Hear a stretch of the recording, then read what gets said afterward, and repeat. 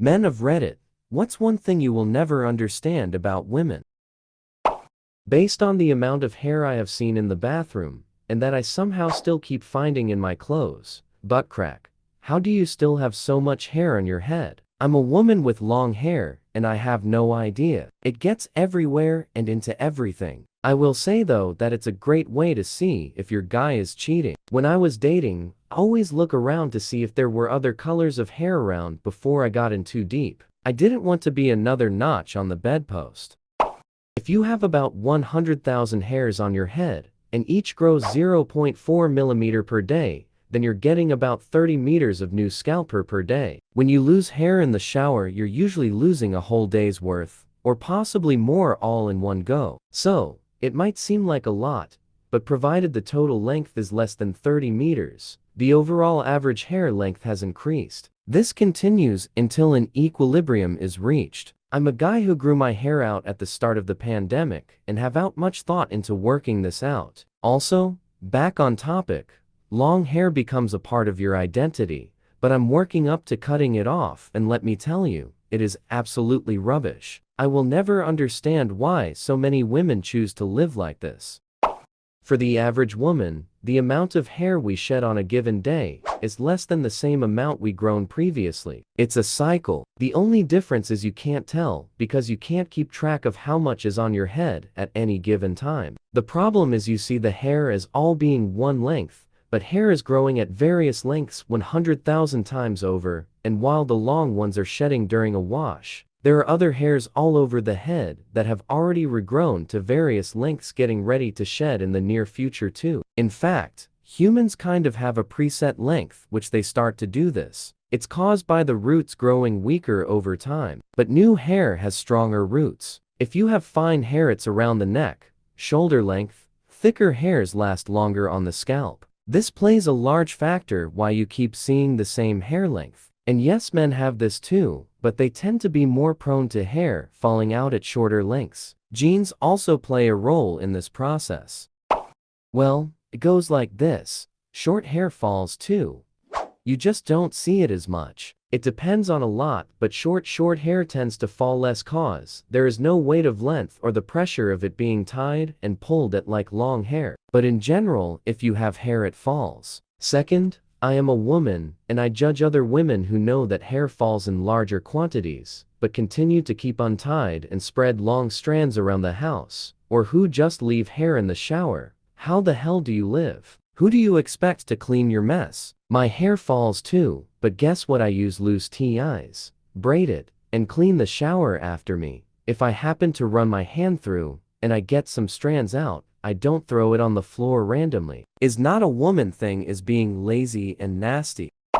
I have always had long hair growing up, and one year in college I decided to get a pixie cut. Needless to say, I stopped shedding until my hair grew back to my old length. It's actually just an illusion. I was shedding the same amount of hair, but most people won't even notice 5'1" hairs. 5'24" hairs, however, are much more noticeable, so it makes it seem like you're shedding way more than you actually are. My wife and I bought an old house. There was a gap between the fireplace mantle and upper chimney that my wife dug dozens, if not hundreds of bobby pins from. We're guessing someone who lived there before would take her pins out and toss them on the mantle regularly, and they just built up in the gap. By far not the weirdest thing we've found shoved in weird spaces in that house. Dude, my mill had pictures of my husband and his ex, not even the most recent one at a restaurant from like 6 years ago, on her desk, because it was a nice picture of the family. Of course now she had millions of pictures of me and my husband all over the house now, but me and my husband were only dating for a year or two when I saw that. It didn't faze me. We all fucking hate this. I wear 3-4 different sizes, no matter what weight I am. Also, a lot of brands do vanity sizing where they'll sell like a 4, which is actually a 6. Luckily, my 3 favorite brands of denim run the same no matter how they're cut, so I can order them online without hesitation. One of these brands absurdly vanity sizes, like I fit into their size 29 seconds when I'm actually a 31. And I fit in a 25 or 26 when I was actually a 28 when I was thinner, but at least they're consistent. Here's my guide for men's clothing. The older the target demographic of the brand, the larger that 32-inch waist will actually be. Italian and Japanese sizing runs small in both cut and fit. American runs large for both. Women's variation is a whole other world. Like the went to hang the clothes in the wardrobe, but ended up in Narnia. Seam allowance is a thing too. Two items of clothing cut from the same size pattern, sewn by two different people, will come out slightly different in size. If each person sewing uses a slightly different seam allowance, the size bracket can vary quite a bit depending on the amount of seams per item. Levi's are a perfect example. I'm a female, and I don't understand it either. I am very tiny in physical sizes. In one store, my size to petite could be XXS extra small, and in another store, it can be a medium. In one store, my ring size on my left wedding ring finger can be size 4.5. But in another store, it can be size XXS, extra small. In another store, the same finger is way too small for the same size, unless I wear cotton gloves and put the ring on my gloved finger. In one store, my pants can be too long in the legs in the junior or children's division, but the same size can be too small or too big in the petite sizes. It's all a big mystery. It doesn't only happen to women's clothing, but slightly more noticeable because they have many different brands. My friend who worked in the fabric industry once told me the clothing size is not standardized, but dependent on the model they had decided to use when sizing for their brand. That is how American M clothes would be in Europeans XL or in Asians XXL. I have written down on my phone the size I need for some brand that I like or which continent I'm buying it from, and when in doubt, I just send my measurement to the shop. Even numbers are women's sizing. Odd numbers are junior sizing. So a 9 in junior pants is closer to an 8 women's in most clothing brands. However, even numbers are more curvy generally speaking, and provide for wider hips that come post-puberty. Odd tend to be cut more straight. As a result, sometimes you might wear an 8 in women's size jeans, but need to wear an 11 in junior sizes just to get the room in the hips that you need. Many women fit in both types of sizes. And often the styles in junior cut, sized clothing is more stylish, and as a result many people are just completely unaware of this sizing fact. Then there's vanity sizing like Old Navy uses. There were years in my early 30s that I shopped there only because it made me feel good that I fit in a size 4 there, when I was wearing a 6 or 7 in other brands. Now of course, I would be happy as hell to fit in any of those sizes, lol. Just turned 50. And weight is really hard to keep down. Had no idea how hard it would be to lose weight after 45, when my estrogen tanked. Early menopause was great in some ways, not so great in others. From what I learned in fashion school, all numbers are basically made up. That's why other countries like to go by measurements, but for women, since forever, they have been obsessed with weight. So putting a different number on their clothing would make the clothing more attractive for customers, because whoa, I'm now a size. So Vatican each country and each store brand have their own sizing. It's also a lot when dealing with pattern making and again, measurements. Most women are two different sizes, one for top and one for bottom. Line back in the 30-40s, a size 4 or 6 to them is today's 0. And while I could be a L in Walmart shirts, I'm an XXL in China's clothing. And it's way too fucking short, lol. Everywhere tried to kind of standardize a base size, which if I'm not mistaken is size 8. But with everyone just making up own to fit what they want it to, it's kinda hard to match clothing. But sides don't give that much of a fuck, so usually all their sizes pretty much stay the same within a certain margin. But in pretty sure day, a dude who wears 34 probably actually measures 34 inches around their waist. Why are their pockets so small? Who started this? Main reason is because it makes your hips look smaller. I for one can't stand pockets for this reason. I also read that it is cheaper and more profitable to not use pockets or make them small. Also, women have purses, so they must assume that we all use those instead, which makes no sense since women often get upset because there are no pockets, so you would think they would change that. Possibly they do this so that they can put purses at such high costs. Oh my goodness, I am a female. Yes, I have invisible pockets. They're sewn to match the skirts and completely blend in my skirts. My skirts are frilly, long and twirly, but the pockets are not meant for a lot of storage. I can put part of my hand in it and folded up money, but that's it. I use my purses or bags, or I ask someone if they can hold something for me. With everything girls use in self-care and emergency haves and have-nots, I think girl fashions should have more accessible pockets, not decorative pockets. Men designed the small or non-existent pocket when they realized that if we were given a limited amount of pocket space or none at all, we would be forced to carry less, identifying paperwork, money, maps, food rations, and thereby less likely to escape. Purses were a dead giveaway that we were planning on going somewhere. Just try to pick up a purse and leave the house without hearing, "Where are you going? I dare you," so that was never an issue. Pockets once meant that we too could live a life of independence. And we should never have allowed the pocket to be traded for the streamlined figure revealing garbage they shackled us with. Bring back our pockets. Give us back our freedom. Because we can't have it all yet, we keep ranting about it. I would love to have functional pockets, but I look better in a kind of stretchy fabric, and that means any pocket would hug whatever thing it holds, and it would look terrible. To be fair, I think men would look rad in tighter clothing too, but I understand how that may be a bit awkward for the crotch. So most men get loose pants, which allow for big, functional pockets to not look terrible while in use. My boyfriend does this, and it drives me mad. He's soft-spoken anyway, and then tries to talk to me while I'm washing dishes, or in the bathroom with the fan on. I will say, "What?" And then he'll laugh because he thinks that meant I was astounded at what he said. If I do get him to repeat what he said, it will only be the last 3 words. Then I have to say, "Tell me the whole sentence." And then I'll get 4 or 5 words, still not making sense. Then I have to define what a sentence is. Sorry, am I still even on a relevant topic?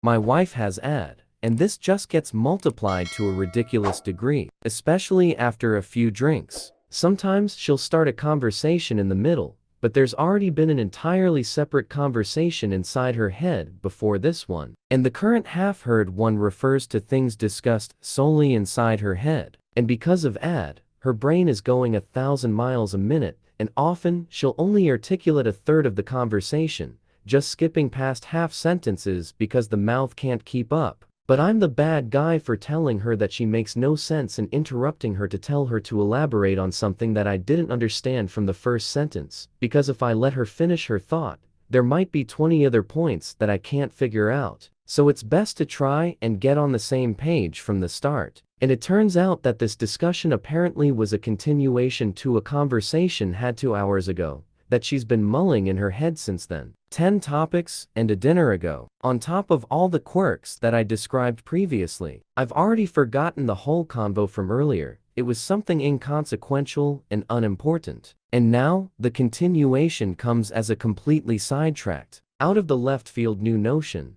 with a sequel that happened only in her head, and sentences only half spoken out loud because the brain is going too fast. For me, it's because I'm trying to multitask. In my brain, I feel like if I don't do it the second I think of it, I will forget. So, I'll start a conversation. Something will trigger me to go to the kitchen to feed the cat before I forget. If I try to finish one task before starting the other, it feels like when you press the gas and brake at the same time on a car. My husband put it like this for me one time. His brain is a closet with boxes. I ask a question, he goes to the closet, picks up the correct box, and then answers. My brain is a wiring system. If he asks me if the cat needs to be fed, my brain pulls up everything it has on cats and everything tangentially related to cats until it gets to the correct answer. Yep, this is a deal breaker for me. When I have taken girls out and they start this, I tell them I'm like Joey, I don't share food. The rule is you can have 2 fries or 1 bite. If you take any more, we'll give you everything I have and go order fresh for me. One girl took this as a challenge, and it ended with both of her hands clamped to the table in one of my hands and me stretching as far as I can to keep my plate away from her. I will die mad about this, and reflexively slapped my sister's wrist when she went for the third. I mean it, I was talking with my aunt, eating a French fry, and then my aunt asked why I did that. Did what? I will buy whomever I'm dating as many fries as they want. I'm generous with my money. But if it's food on my plate, we have a problem.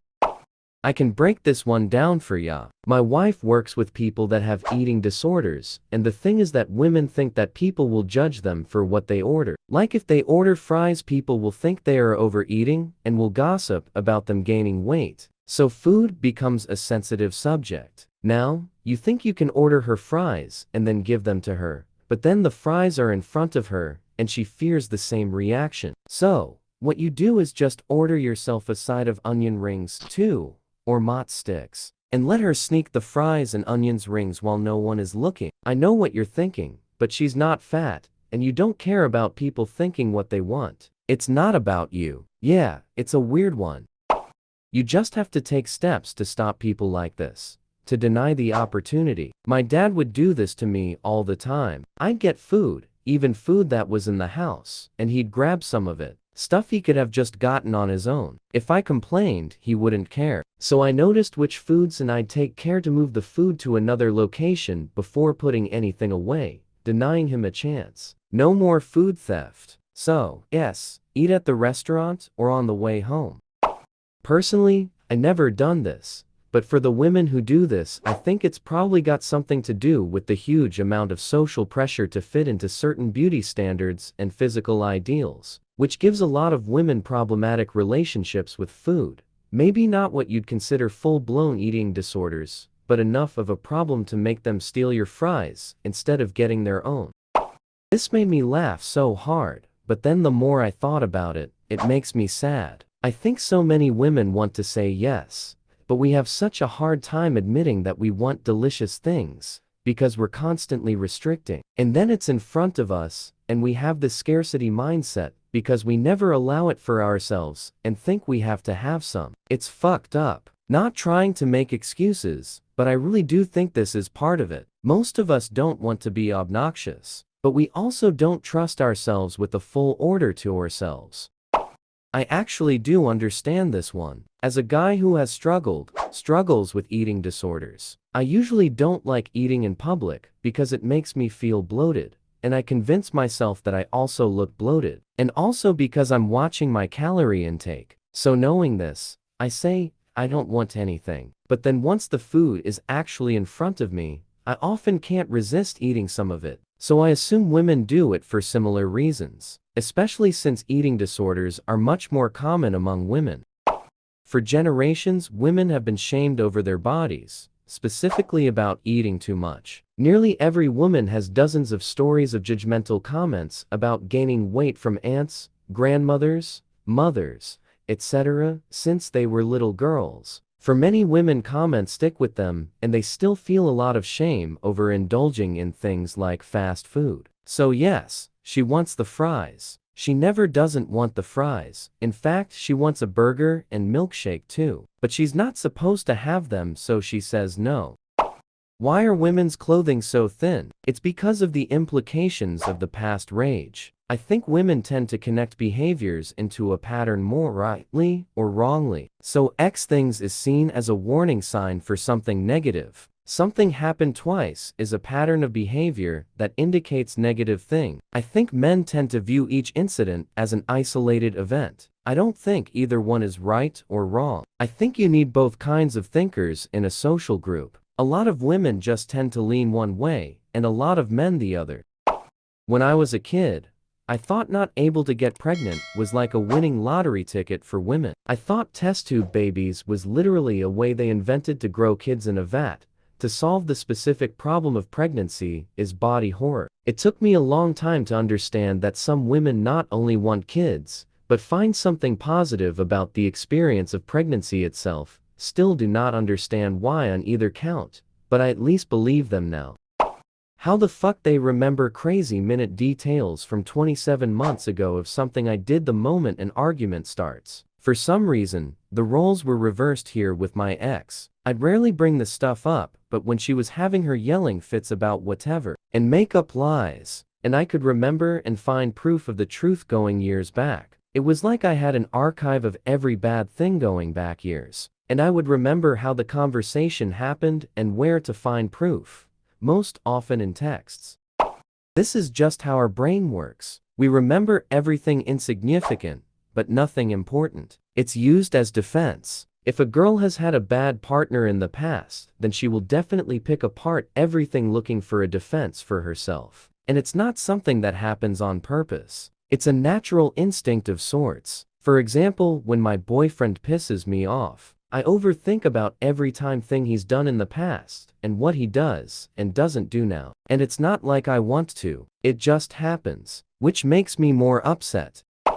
Yay, I, as a woman, was always scolded if I brought up stuff or tried to communicate. I was just treated as if something was wrong with me, and I was the problem for not being chill. Like that. I should just let it slide, and I was the one too emotional. All of this emotional invalidation from other people caused me not to be able to communicate, since I don't know if they will respect me and my feelings. Now, have so much rage and am so pissed about these uncommunicative people in my life that I throw it at them like bricks, which isn't any better.